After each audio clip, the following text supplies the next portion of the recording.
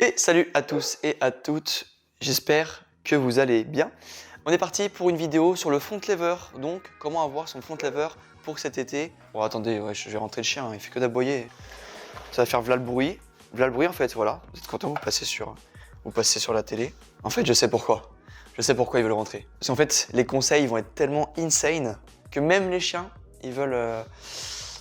Allez, oh putain, ça c'est vraiment une vidéo... pas scripté.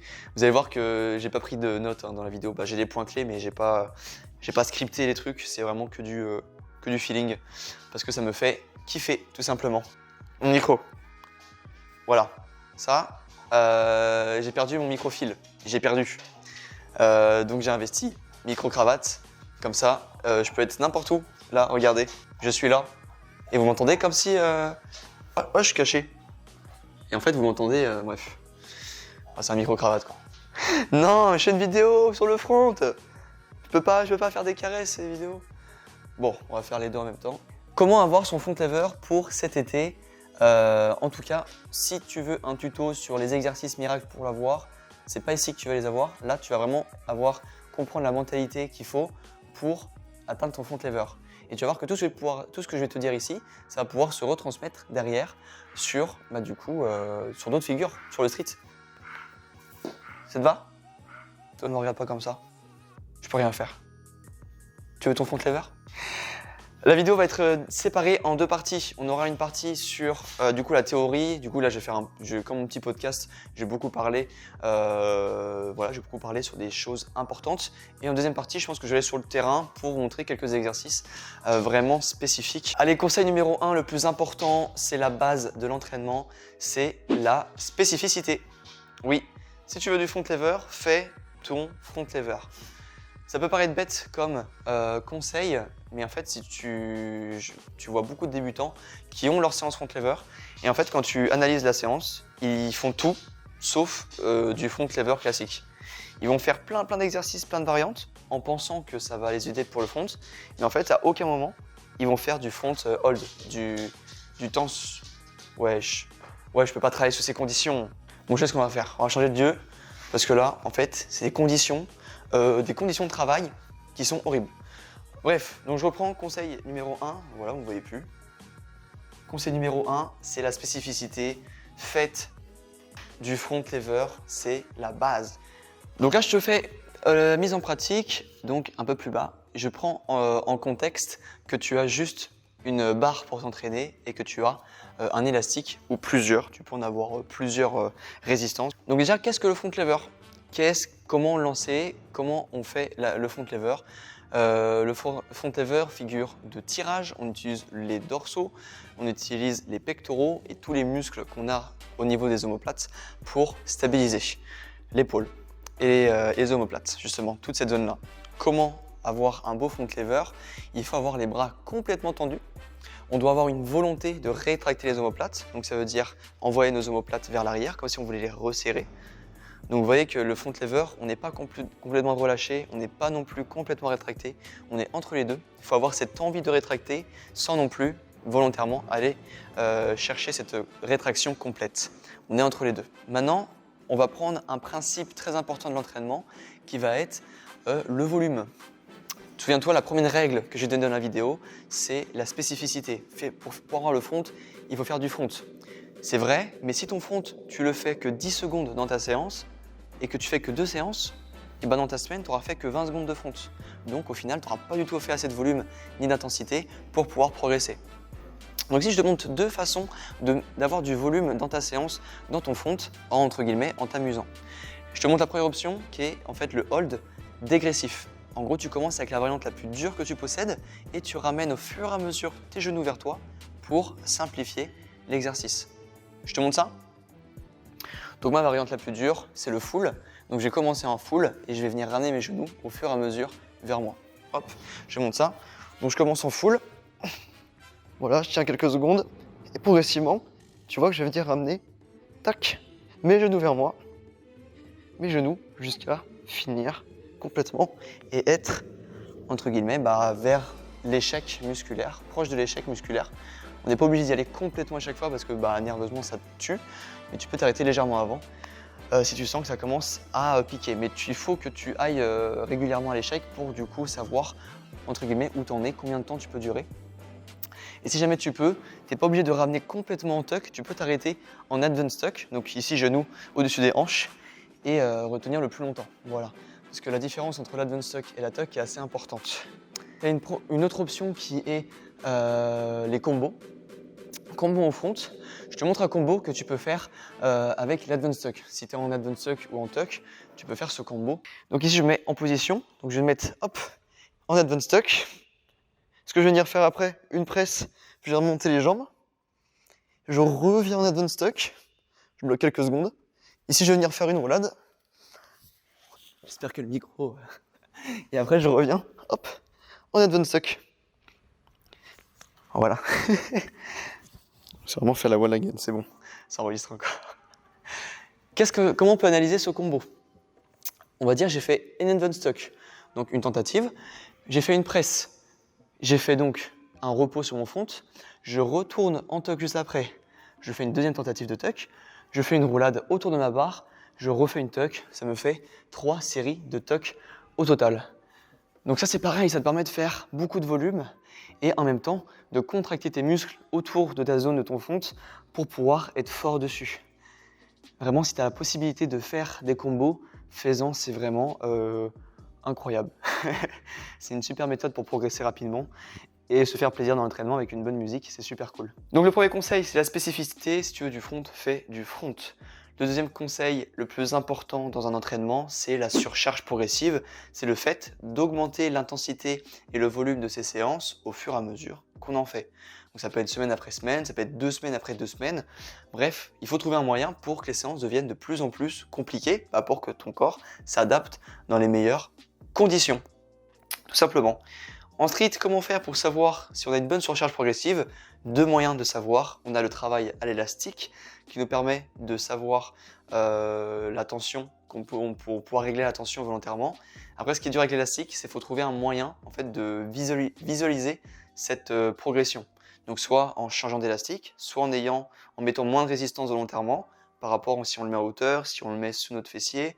Bref, l'élastique, c'est un petit peu dur à visualiser. La deuxième façon, c'est de savoir comment on déplie nos jambes. En fait, on doit augmenter notre bras de levier qui se fait par le fait de déplier les jambes. Entre une tuck et une full, un full front lever, tu vois la différence de difficulté. Et du coup, il faut pareil, visualiser, savoir à quel degré environ on est. Et pour ça, du coup, tu peux te filmer pour voir si semaine après semaine, soit tu es toujours sur la même chose, soit tu es un petit peu plus en avant, ce qui change beaucoup de choses. Voilà. Tu vois que j'ai beaucoup parlé, hein. J'espère que le son est bien. Ne stagne pas pendant un mois sur de l'advanced tuck en front, ça sert à rien, tente des choses plus dures, tente de la difficulté, va chercher de l'intensité pour du coup faire adapter ton corps et que tu puisses être fort sur ton front lever. Voilà, ça c'est important. Bam! Allez, je te donne encore quelques petits conseils sur ce front. Les combos, tu peux les faire dès le début. Du coup, les exercices que je viens de dire, tu peux le faire dès le début de ta séance, mais c'est assez demandeur en termes d'énergie. Donc là, je te montre des petits exercices que tu peux faire. Je ne vais pas te les montrer, mais je vais te les dire à l'oral. Tu pourras les rechercher après sur Internet. C'est plein d'exercices que tu peux faire pour faire du renforcement. Donc tu peux faire des front pull-up, tu peux faire des front raise, tu peux faire plein de choses en fait qui permettent d'avoir du volume sur ton front sans trop de hold. Donc en fait renforcer la zone au niveau de ton dos qui va pouvoir se retransmettre sur ton front sans complètement te cramer et du coup en fait c'est des petits exercices qui te permettent de terminer correctement ta séance et de ne pas se blesser parce que du coup faire du renforcement sur toute la zone autour de ton front permet que quand tu lances ton front tu sois beaucoup plus fort. Voilà, tout se retransmet, tout est lié, c'est super. Conseil numéro 3, on va parler de surcompensation. Qu'est-ce que la surcompensation? Comment dire? Putain, j'aurais dû avoir un tableau. J'aurais dû faire un schéma. Ah si, j'ai des crayons. Putain, on va le faire avec le crayon. Alors, qu'est-ce que c'est la surcompensation? On va faire un petit graphique. Tac, un trait ici, un trait par là. Ici, c'est quoi? C'est ta progression. Progression, qu'est-ce que j'écris bien? Et ici, on va dire que c'est la durée. Ici, ce qui va se passer, on va commencer au tout départ. Ce point-là, on va dire que c'est le premier entraînement. Premier, on va dire un T comme training. Premier entraînement, ce qui va se passer, c'est que ta progression, naturellement, quand tu vas créer un stimulus, donc un entraînement sur ton front, ce qui va se passer, c'est qu'il va y avoir une fatigue. Une fatigue nerveuse, musculaire, bref, tu vas être sous ton niveau de base parce que ton corps, voilà, il a créé un stimulus, il a créé de la fatigue, bref, il est au plus bas de son niveau. Ici, c'est entraînement. C'est les conséquences de l'entraînement. Un niveau plus faible, de la fatigue, bref, tu l'as compris. Ce qui va se passer, c'est que ton corps, il a besoin de récupérer, il a besoin de revenir à son état de base, qui est ce trait, à cette progression initiale où on a commencé. Donc, il va revenir. Ça, c'est de la récupération. Récup. Ok? Donc là, c'est le temps que ton corps mette les choses en place pour revenir à son état stable. Ce qui va se passer, c'est que ton corps, comme il a subi ici un stimulus de ton entraînement, et ben naturellement, il va pas revenir que ici, il va se dire attends, il s'est passé quelque chose là, donc je vais revenir un peu plus fort. Ici, bam, je vais monter sur ma progression. Donc là, tu vois que cette zone ici, on est au-dessus de notre zone de base. Et si derrière il se passe rien, on revient à notre état initial, notre état 0, notre niveau du début. Ça, c'est le schéma s'il se passe rien. Si derrière, imagine ici, on fait un deuxième training, et ben il va revenir la même chose que ça. Hop, je redescends, et ici, ce trait, cet état, cet endroit où on a fait notre deuxième training, et ben en fait, on va passer au-dessus. Et là, tu commences à comprendre ce qui se passe. Et si on refait un troisième training ici, et ben on recommence, un schéma, tac, on repasse au-dessus. Quatrième training, tac. Ok, tu as compris, au fur et à mesure, on passe d'un premier ici à un niveau 0, à un niveau 1, à un niveau 2, à un niveau 3. Et si tu regardes ton niveau, on est bien plus haut que le tout début. C'est le principe de la surcompensation. Si tu arrives à comprendre ça, c'est très très bien. C'est ça dans tous les sports. Mais qu'est-ce qui se passe si derrière tu t'entraînes dans cette zone?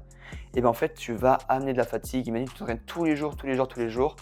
Bon, c'est pas aussi exponentiel, hein, c'est pas aussi linéaire que ça. De toute façon, même sur la progression, ça sera jamais aussi droit. Mais en gros, tu vas perdre du niveau, tu vas avoir trop de fatigue, peut-être un surmenage, hein, peut-être on va dire un surentraînement.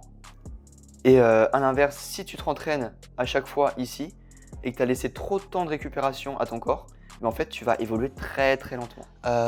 Dernière partie que tu peux faire et qui a vraiment été utile pour moi pour un gain de force vraiment incroyable, c'était les front levers négatifs.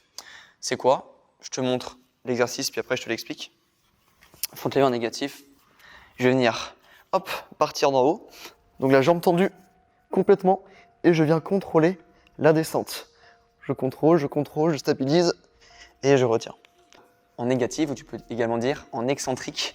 Donc ça permet quoi? Ça permet d'avoir un gain de force incroyable parce que l'excentrique, on est beaucoup plus fort à retenir une charge que à la soulever. Donc là, sur le front, on est beaucoup plus fort à retenir la descente.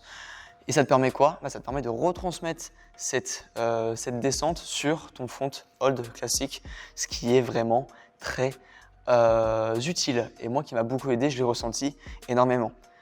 Pareil sur l'excentrique, le seul défaut c'est que c'est très demandeur en termes d'énergie, ça bouffe beaucoup.